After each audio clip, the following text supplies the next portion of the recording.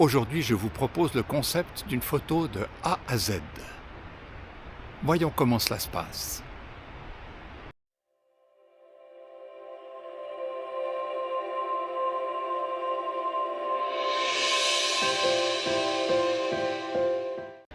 Le principe d'une photo de A à Z, il est simple. D'abord, je vous explique le choix du lieu et du moment où je vais faire ma photo. Aujourd'hui, j'ai choisi le site des chutes de Chavanette. Ça fait un moment que j'avais envie d'y revenir. La préparation de ce moment est assez facile parce que je connais les lieux, je connais l'itinéraire.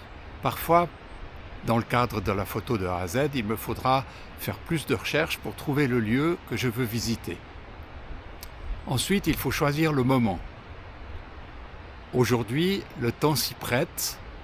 Il est un peu couvert, mais pas trop. La lumière n'est pas trop dure. Je pense que ça peut donner de bonnes conditions lumineuses. Je vous propose maintenant de descendre auprès de la chute.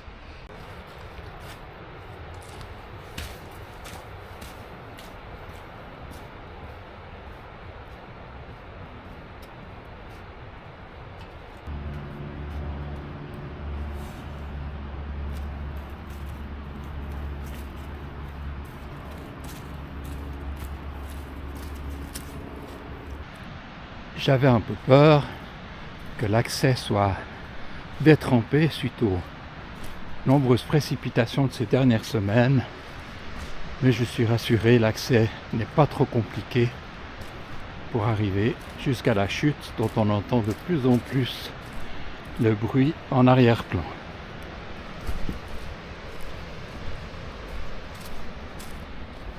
On la distingue maintenant derrière les arbres.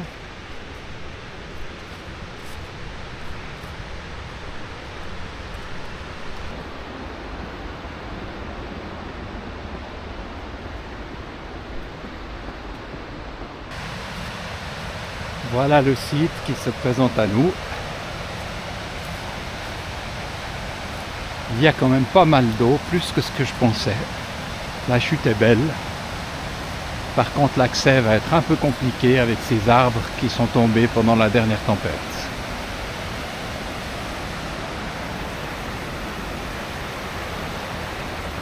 Reste à trouver un endroit propice pour faire de belles photos. J'espère que vous m'entendez malgré le bruit de la chute. Le soleil en contre-jour là ne va pas beaucoup nous aider dans la prise de vue. On va essayer de s'en accommoder. D'ici quelques minutes quand même, il devrait commencer à disparaître derrière les cimes des arbres là-haut. On verra si ça suffit d'attendre. En attendant, on va s'installer et commencer à cadrer une image.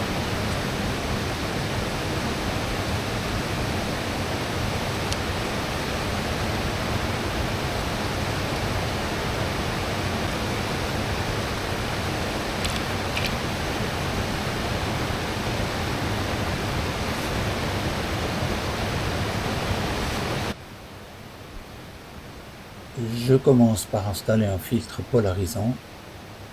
Avec le soleil en face, il y a le risque d'avoir beaucoup de reflets. Ça permettra d'améliorer un peu l'image. Mais je m'aperçois vite que je ne suis pas très bien placé. Avec ce grand ciel blanc contre-jour, même le soleil encore qui apparaît à travers les arbres. Beaucoup de reflets devant moi et très peu de place pour cadrer la chute là-bas au fond. Je vais devoir chercher un autre endroit, me faufiler le long de la rivière puisqu'on ne peut pas passer en haut à cause des arbres qui sont tombés. Je vous retrouve au prochain endroit que je trouverai pour essayer d'être mieux placé. Voilà, j'ai trouvé un endroit un peu plus près de la cascade, mais on est toujours avec un violent contre-jour où le soleil est en train de doucement disparaître derrière les arbres là-bas en haut de la falaise. On va essayer de faire quelque chose. Mon premier essai, c'était de faire un panorama avec une série de photos, 6 ou 7 si je me souviens bien. Je trouve le résultat peu satisfaisant. Un deuxième essai, au format 16/9, c'est un peu mieux, mais ça n'est pas encore ça. Et finalement, j'ai fait cette image dont je suis assez content. J'ai limité la place du ciel trop lumineux tout en haut de l'image. Il y a un beau reflet tout en bas de l'image, de belles couleurs sur la falaise. Je pense que c'est une image qui tient la route, même si elle n'a rien d'exceptionnel. Finalement, je suis grimpé sur le rocher que l'on distingue tout à gauche de l'image. En prenant de la hauteur, et avec le soleil qui était bien descendu cette fois derrière la falaise, là-bas au fond, j'ai obtenu un meilleur point de vue, une meilleure luminosité, ce qui m'a permis de faire d'autres images de meilleure qualité, dont celle-ci, qui est issue d'un panorama. J'ai assemblé 4 images. Je trouve que la déformation de l'image est trop importante pour que l'image soit de qualité et j'ai pas retenu cette image-là. Par contre, je vous propose, in fine, l'image du jour et je vais maintenant vous montrer comment je suis parti du fichier brut pour en arriver à ce résultat. Avant de passer à l'ordinateur, je vous rappelle que vous pouvez liker la vidéo et vous abonner si vous souhaitez me retrouver dans les prochaines aventures. Nous voici donc dans Lightroom. J'ai sélectionné la photo terminée et voici la photo à l'état brut dont j'ai fait une copie. Nous allons maintenant la travailler ensemble. Je fais d'abord un très léger recadrage.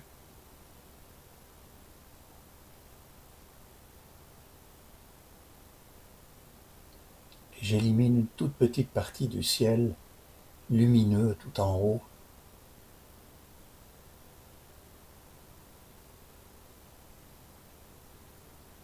Et ensuite, procéder aux premiers réglages généraux. Je diminue un peu les hautes lumières. Je monte un petit peu les ombres.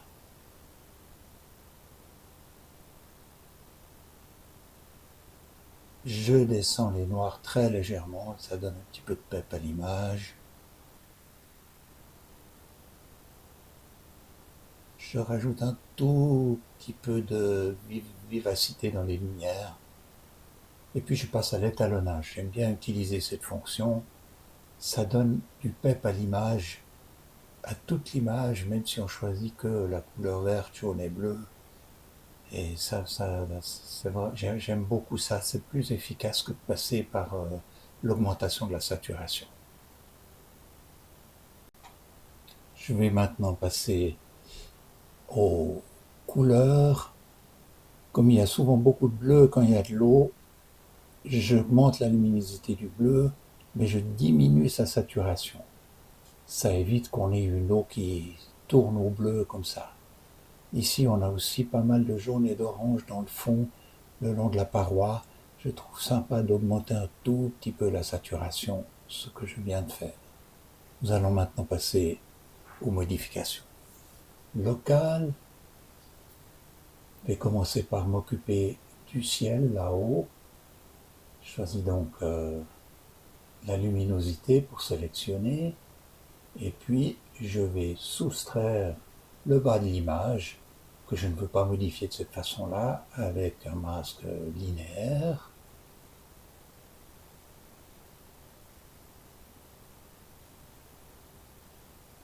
Voilà. Modifier ce ciel très lumineux, c'est une opération un peu délicate. Je peux essayer de diminuer un tout petit peu le champ de luminosité retenu. On verra ce que ça donne.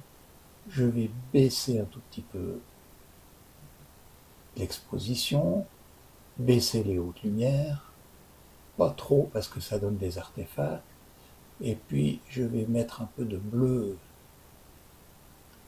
de nouveau pas trop, parce que là aussi ça donne des artefacts qui sont pas très jolis. On va essayer d'affiner ça tranquillement, petit à petit, jusqu'à ce qu'on obtienne quelque chose qui nous convienne. Je vais ensuite améliorer un tout petit peu ce point-là avec un cadre, une sélection radiale. mettre un peu de luminosité et un tout petit peu plus de jaune.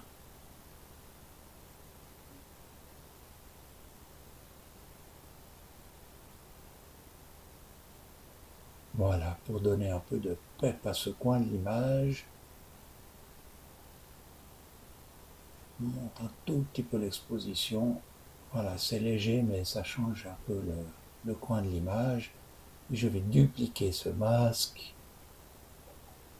et utiliser le même pratiquement pour le coin en haut de l'image, où c'est aussi assez terne. Voilà.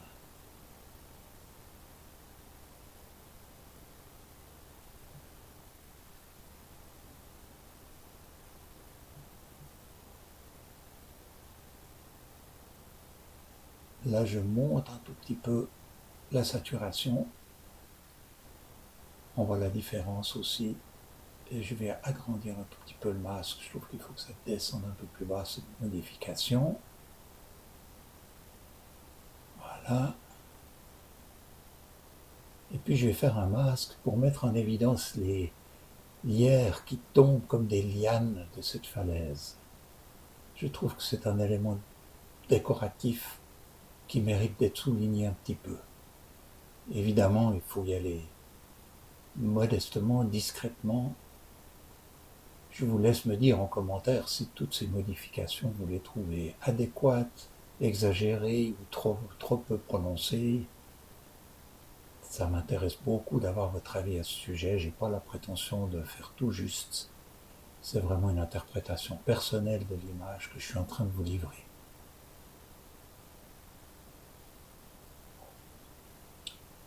Voilà, mais c'est pas trop ennuyé.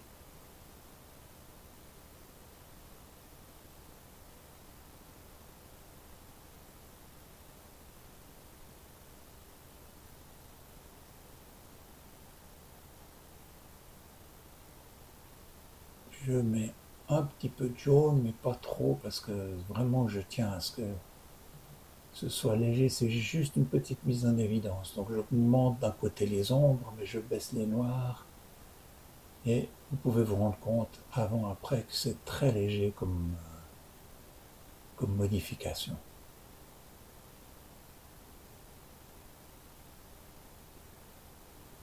À chaque fois, je cherche un petit peu, je tâtonne pour trouver le bon réglage qui me convient.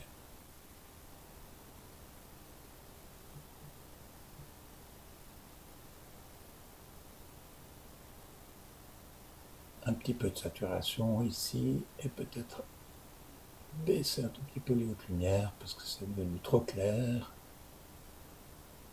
Voilà, ça me paraît pas trop mal comme ça.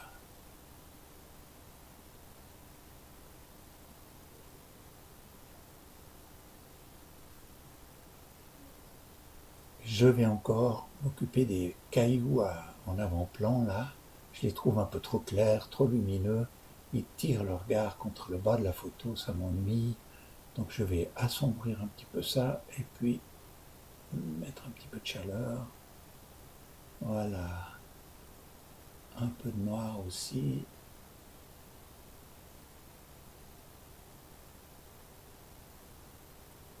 Est-ce est que je... Non, je ne touche rien à ça.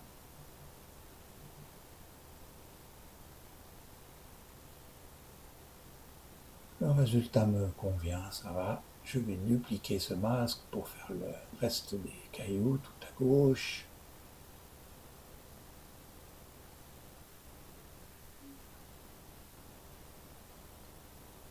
Voilà.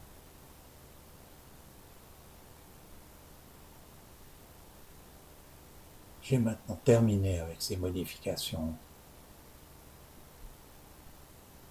Je mets un tout petit peu de vignettage et on arrive déjà à un résultat qui est, à mon avis, assez satisfaisant. Peut-être un peu trop sombre. Je mets un petit peu de texture, mais je baisse un tout petit peu la correction du voile. Si je compare avec la photo que je vous ai présentée tout à l'heure, qui est un peu plus sombre, en fait, le problème vient de la correction du voile que j'ai faite dans l'autre sens sur la photo d'origine. Je vais faire ça, effectivement, je trouve que ça rend mieux comme ça. J'aime bien utiliser la correction du voile parfois pour adoucir un peu les images, mais là, c'est mieux de l'augmenter un tout petit peu. Si je compare les deux images, celle que je vous ai présentée au début et celle dans laquelle nous sommes maintenant, il y a une différence un petit peu qu'on peut voir de perspective. En fait, ce que j'ai utilisé pour la première image, la correction d'objectif, et j'ai modifié la distorsion de l'objectif, mais je trouve que finalement, c'est mieux de la laisser telle qu'elle. J'aime mieux le rendu de l'image que nous venons de retravailler que celle du début. Donc, on va en rester sur l'image telle que je voulais modifier devant vous. Voilà une dernière comparaison entre les deux images, celle d'origine et celle d'arrivée.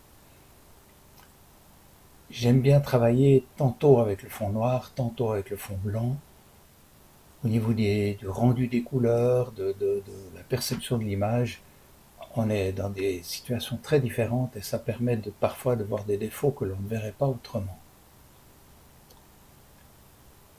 Donc voilà d'où nous sommes partis, à droite, et où nous sommes arrivés à gauche.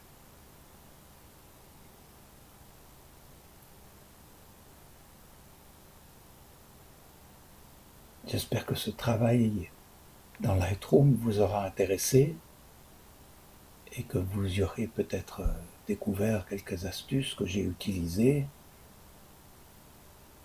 En tout cas, n'hésitez pas à me faire part de vos remarques, encore une fois, dans les commentaires. C'est avec beaucoup d'intérêt que je les lirai. Nous voici au terme de cette vidéo. J'espère qu'elle vous aura intéressé. N'hésitez pas, si c'est le cas, à cliquer sur le bouton like et à vous abonner pour les suivantes. De prochaines sont prévues dans pas trop longtemps. En tout cas, je vous remercie beaucoup d'avoir regardé cette vidéo, de l'intérêt que vous portez à mon travail. Et je vous dis à bientôt et salut bien.